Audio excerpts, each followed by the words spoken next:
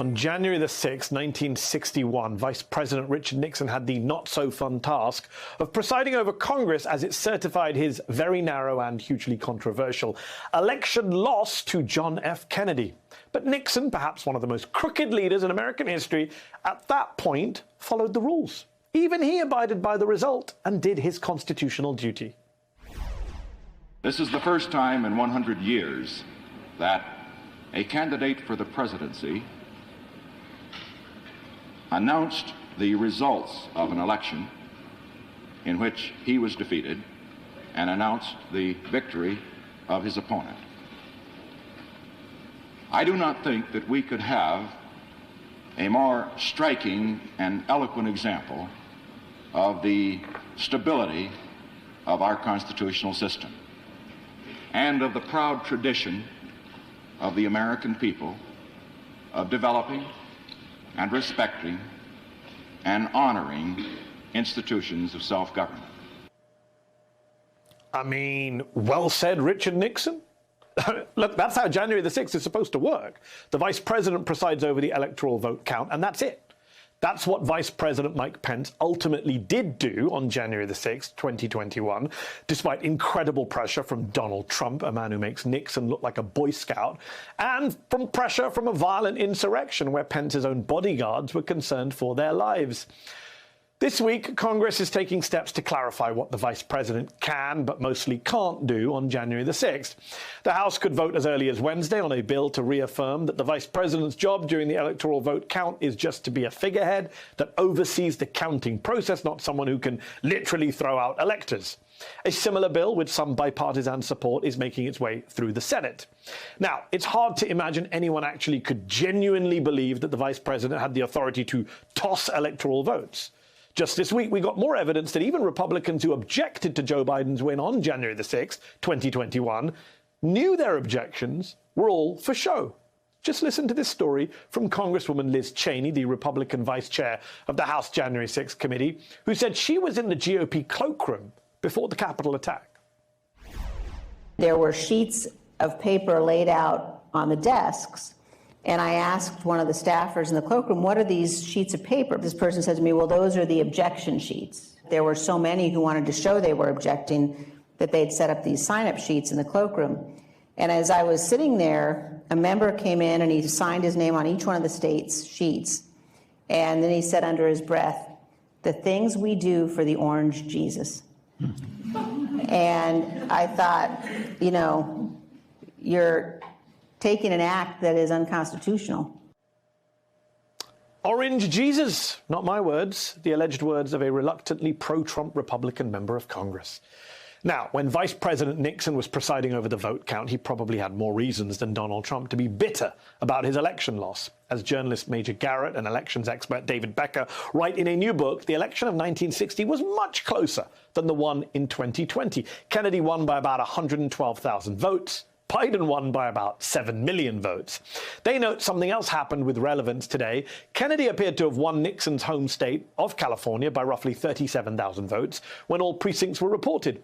But when all absentee ballots were counted a week later, Nixon won by some 36,000 votes. Democrats never questioned this reversal.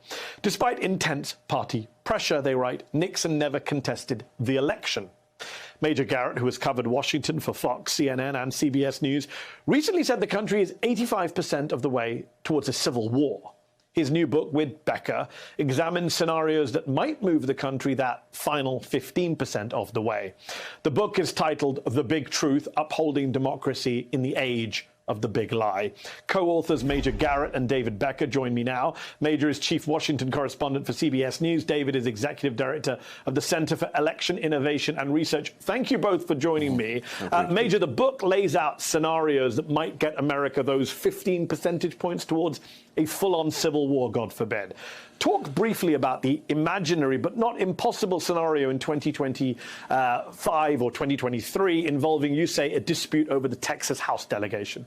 So let's just imagine a scenario that runs something like this. In Texas on Election Day, there is a dispute, and one of the people involved in the dispute is a poll watcher authorized under Texas law to now go in places that law previously didn't allow, to be more intrusive in looking at how votes are cast and counted there in the precinct. And because Texas law also allows for open carry, this particular person is armed. And first there's an argument, it escalates into a shoving match, and then there's gunfire, and someone dies, a voter. And this becomes an instant viral sensation, as videos of this kind frequently do. And Democrats looking at this say, in addition to this act of violence, and the exact motivations are unclear, but it's an act of violence that ended in death in a polling precinct in Texas, in addition to all the things that have also happened in Texas on that day, long lines, difficulty in communities of color to vote. Democrats say there is something so fundamentally wrong with what's gone on in Texas, how they changed their laws to make voting more difficult because of the big lie in 2020. The Democrats reach a sort of breaking point. Their tolerance has snapped. And the Speaker of the House, Nancy Pelosi, says, you know what? We're not going to seat the entire Texas delegation, Democrats and Republicans. And as it turns out, because things are very narrowly drawn across the country, Texas turns out to be quite pivotal in deciding majority control of the House. And so it's suspended in animation. It's sort of held up in the air. And breathlessly, America tries to figure out who runs the House of Representatives because of this underlying dispute. And then Texas responds in kind and says, you know what? If you won't seat our delegation, you can't collect tax revenue from Texas any longer. And other sympathetic states say, you know what? I think we'll join Texas. And then states aligned with Speaker Pelosi say, you know what? We're not going to recognize the rights and the traveling authorities or the business licenses of those states that have pulled back. And gradually, procedurally, on paper, not with bayonets, not with bullets, our country begins to pull apart on ways that are all too familiar already with the way states talk about each other in terms of boycotts over abortion, immigration policy, and the like. It's interesting that you portray it through kind of Democratic eyes, and you just talked about kind of Democratic tolerance snapping, because we keep talking about Republicans threatening a national divorce, Republicans refusing to accept results, but there will come a point where Democrats say, how much are we going to tolerate of this? It's an interesting and scary vision of the future. David, one of the big truths this book puts forth is that the 2020 election used more paper ballots than any other election in our history. When you hear all this talk about hacked voting machines on the right, how do you respond?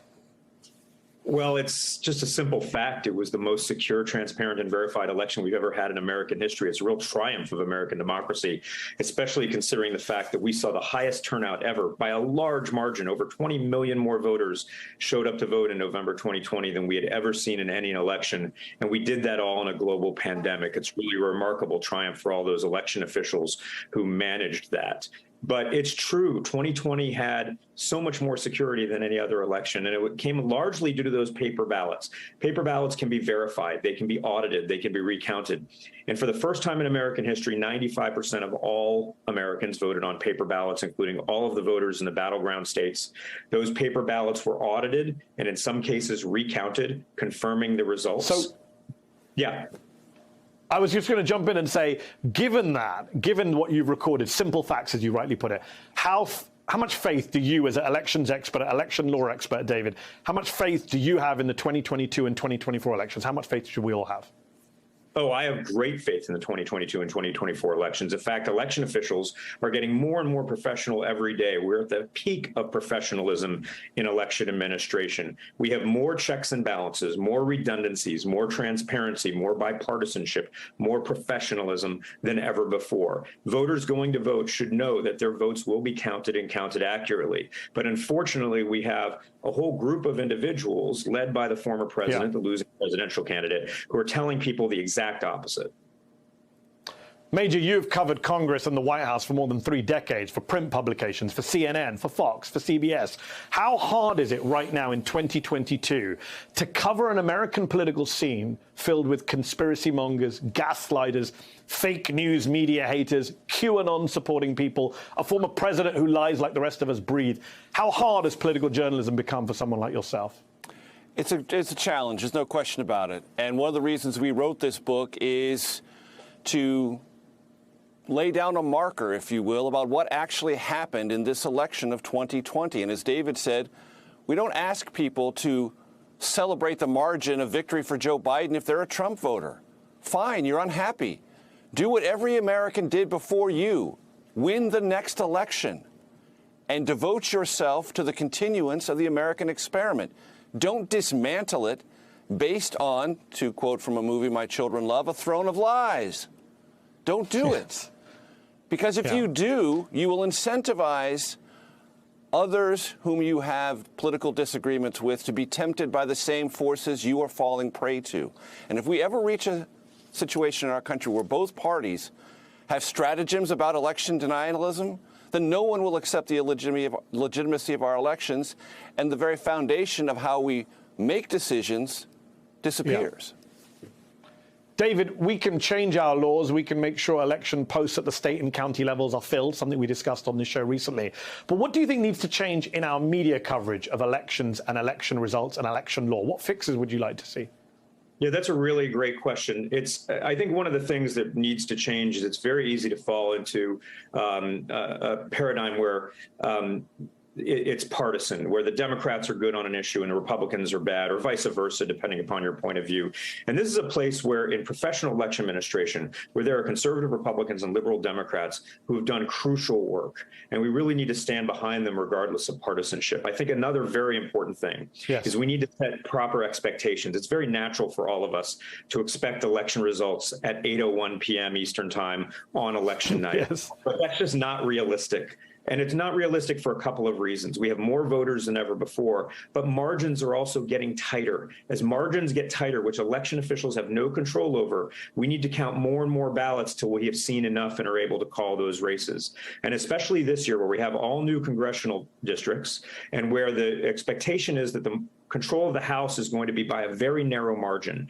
We could be waiting days or even weeks to find out who won. California takes weeks to count ballots, and some of those House districts in California might take some time to get there. That is normal. That is proper. It means we're taking our time to get it right.